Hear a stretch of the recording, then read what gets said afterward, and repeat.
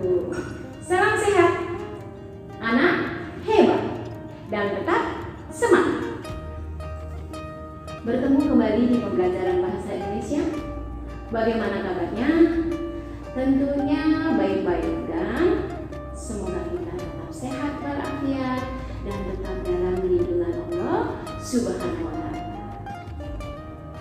Pembelajaran kita kali ini masih belajar tentang teks persuasi. Baiklah, sebelum kita mulai pembelajaran ini, yuk kita saksikan kembali video berikut ini. Tetapi inilah jawaban kita.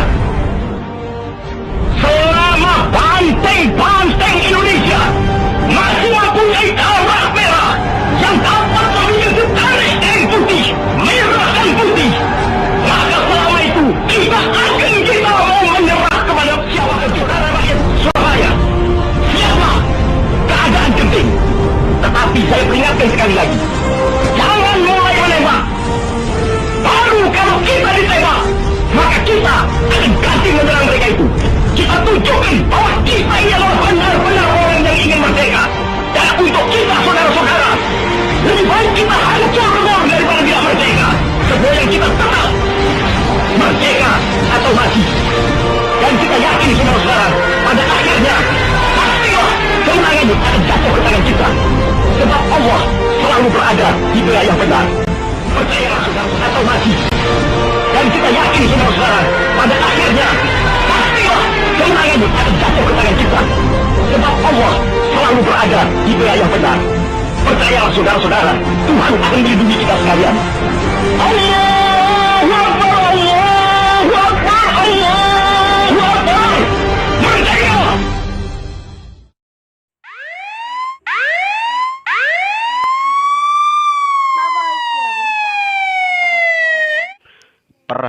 Perhatian. Dihimbau kepada warga masyarakat di mana saja bahwa virus corona saat ini sudah merebak kemana-mana. Waspadalah.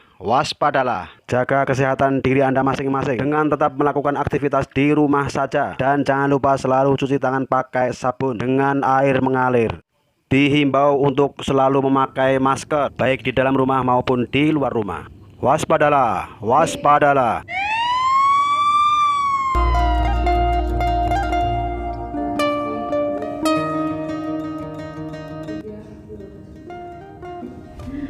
Nah, baiklah, setelah menyaksikan video tersebut, ya bagaimana? Nah, tentunya kalian semangat kan? Nah, hari ini kita akan belajar 4 materi pokok, yaitu bentuk-bentuk teks persuasi, kemudian jenis-jenis teks persuasi, yang ketiga adalah struktur dan kebahasaan teks persuasi, yang keempat langkah-langkah menyusun teks persuasi.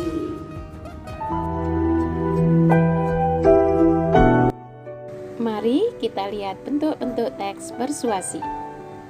Yang pertama, ada bentuk pidato, misalnya propaganda, kampanye lisan, dan promosi produk niaga. Yang kedua, bentuk tulisan, misalnya iklan dan selebaran. Dan yang ketiga, bentuk elektronik, misalnya iklan televisi, iklan bioskop, dan iklan internet. Bagaimana? Mudah bukan memahami dan mengingatnya? Mari kita lanjutkan ke materi kedua, yaitu jenis-jenis teks persuasi. Jika bentuk teks persuasi ada 3, maka jenis teks persuasi yang harus kita ketahui ada 4 jenis. Ayo, apa saja? Mari kita simak bersama. Yang pertama, ada jenis teks persuasi di bidang pendidikan. Fungsinya untuk mencapai tujuan-tujuan pendidikan. Yang kedua, di bidang advertensi, untuk memperkenalkan barang ataupun jasa tertentu. Yang ketiga, ada teks persuasi politik untuk mencapai tujuan-tujuan politik dan kenegaraan. Yang terakhir, berbentuk propaganda. Biasanya berisi ajakan atau memprovokasi atau membangun kepercayaan masyarakat untuk tujuan tertentu. Untuk memudahkan mengingat, propaganda ini adalah bisa berbentuk kampanye atau mengajak massa.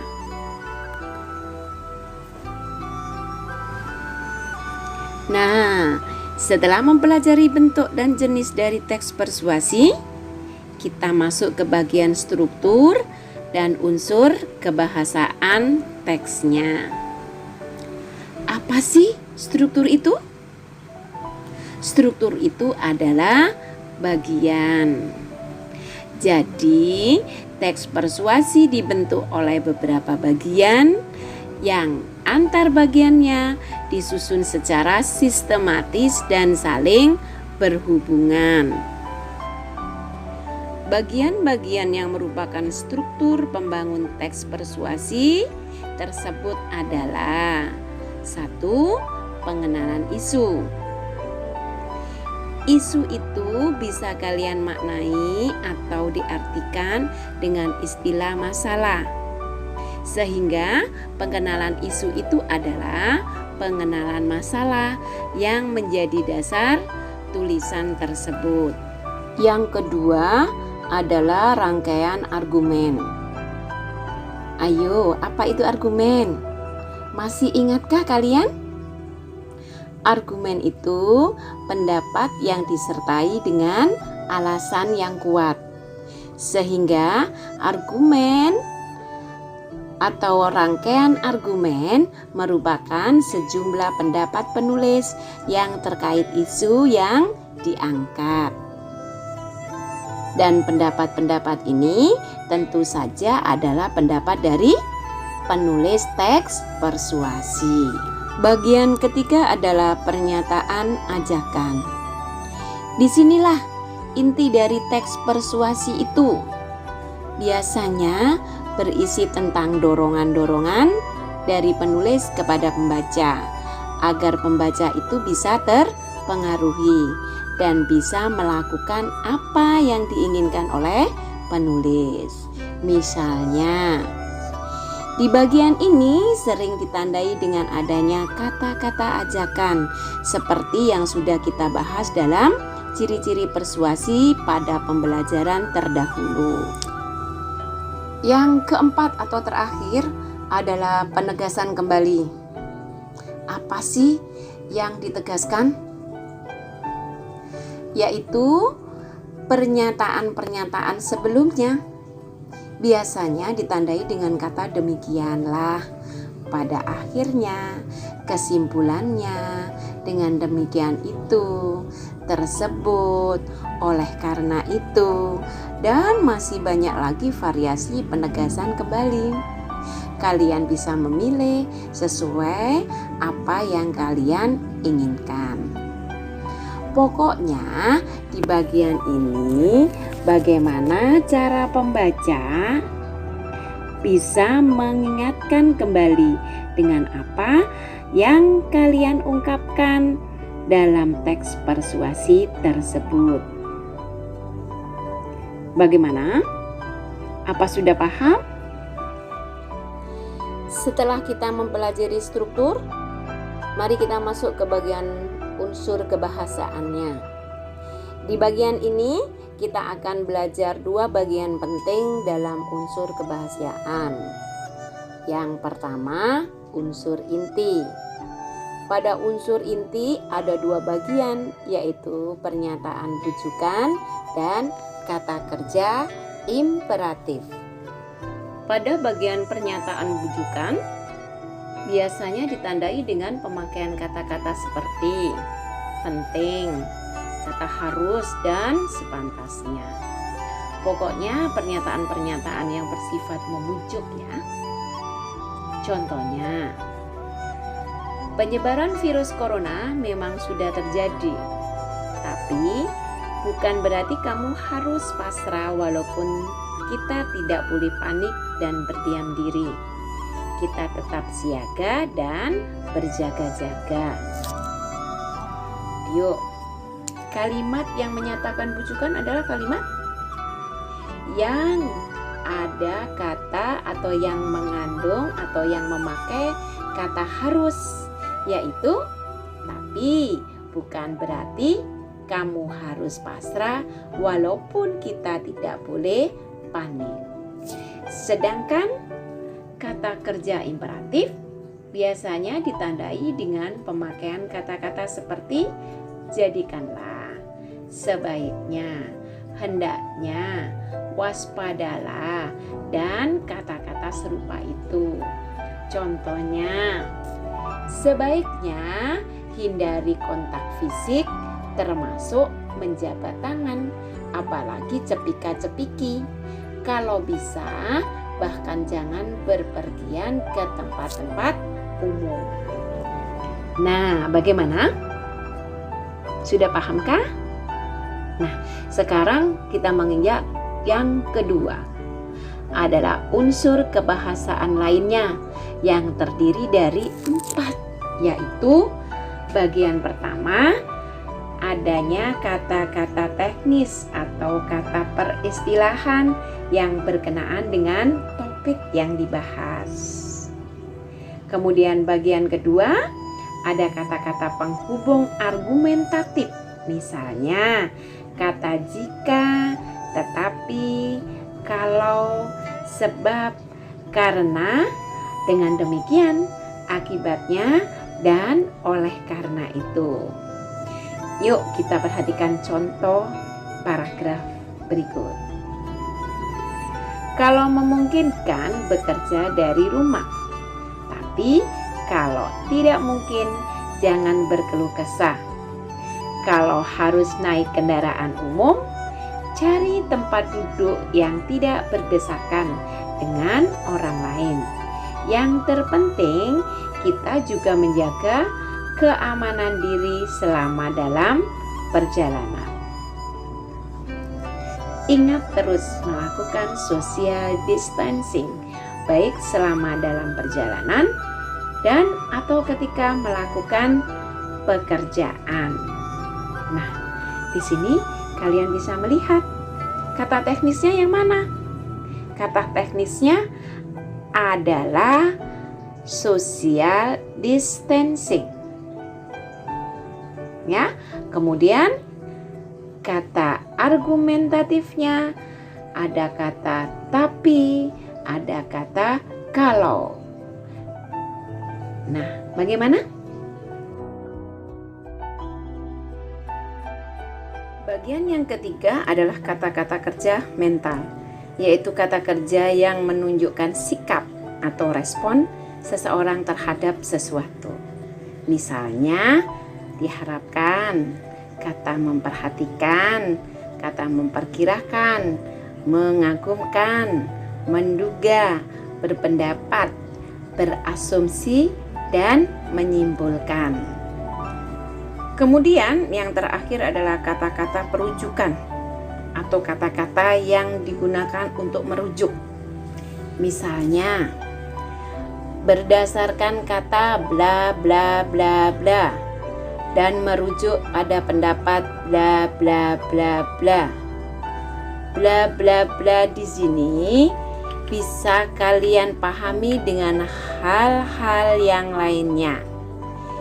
Bisa kalian isi dengan tokoh A, tokoh B, penelitian A, penelitian B, atau pendapat A, pendapat B.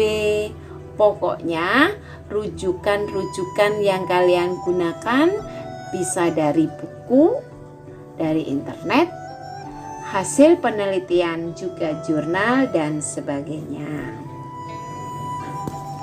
Sekarang kita masuk ke bagian terakhir, yaitu langkah-langkah menyusun teks persuasi. Jika dari awal pembelajaran kita selalu membicarakan seluk-beluk teks persuasi, sekarang alangkah baiknya jika kita saat ini mencoba untuk menyusun teks persuasi. Jika kalian mencoba, tentunya kalian harus memperhatikan langkah-langkah menyusun teks persuasi. Dan langkah-langkah tersebut adalah pertama, menentukan topik dan tujuan. Topik itu bisa kalian pahami dengan bahasan luasnya apa. Kalian ingin membahas apa? Dan tujuannya untuk apa? Itu harus kalian tegaskan terlebih dahulu. Karena topik dan tujuan ini harus berkaitan dengan masalah yang kalian bahas, sehingga kalian mempunyai perspektif yang bisa meyakinkan masyarakat. Ingat, topik dan tujuan dibuat harus berkaitan dengan ajakan untuk meyakinkan orang lain. Setelah kalian mempunyai atau menyiapkan topik dan tujuan dalam penulisan teks persuasi, kalian dapat melanjutkan ke bagian kerangka tulisan. Kerangka itu artinya rancangan atau garis besar, sehingga kalian harus mengetahui apa saja yang ingin kalian susun di dalam teks persuasi itu. Mengapa sih harus membuat kerangka tulisan? Tidak lain agar tulisan kalian itu bisa lebih sistematis dan logis. Kalau kalian menyusunnya dengan benar, maka tulisan kalian juga akan bagus. Kalau tulisan bagus, tentunya bisa meyakinkan masyarakat. Dan kalian dapat menggunakan teks persuasi itu dengan semaksimal mungkin. Kerangka ini bisa kalian susun berdasarkan struktur teks persuasi dari awal sampai akhir. Misalnya tentang isunya, kemudian argumennya, lalu kalian bisa menambahkan dengan penegasan kembali. Itu yang harus kalian kuat. Langkah ketiga, setelah kalian membuat kerangka tulisan, adalah mengumpulkan data. Data ini yang fakta, jadi kalian harus mengumpulkan data-data yang bisa dipertanggungjawabkan. Misalnya, kalian dapat memulai dari buku, kemudian jurnal penelitian, lalu bisa dari pendapat para ahli. Yang jelas, kalian tidak boleh merekayasa data. Mengapa? Kalau merekayasa itu kan membuat. Artinya kalian berbohong. Kalau kalian sudah berbohong sejak awal, ya bagaimana masyarakat bisa percaya dan mau menurut kemauan kalian dalam teks persuasi tersebut?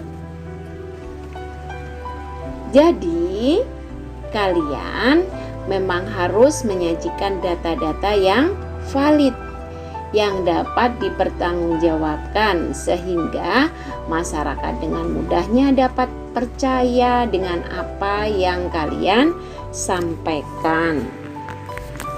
Dan yang terakhir, tinggal menyusun paragrafnya. Nah, langkah ini akan mudah dilakukan ketika kalian sudah punya kerangka tulisan dan data yang valid. Kalian tinggal mengembangkan data dan kerangka itu dengan bahasa yang baik, yang efektif, mudah dipahami, dan tentu saja menggunakan kata-kata yang persuasif. Kata-kata yang bisa memprovokasi masyarakat agar percaya dan mengikuti kemauan kalian. Nah, itulah 4 langkah mudah dalam menyusun teks persuasi. Bagaimana? Mudah bukan? Jadi ibu rasa kalian pasti bisa melakukannya. Cukup sekian materi hari ini. Apa kalian sudah paham? Kalau kalian belum paham, Ibu sarankan untuk memutar ulang video ini. Kalian bisa memulai dari awal, yaitu video pertama pembelajaran yang terdahulu. Sekian dari Ibu. Terima kasih. Sampai bertemu di pembelajaran berikutnya. Salam sehat, anak hebat. Assalamualaikum warahmatullahi wabarakatuh.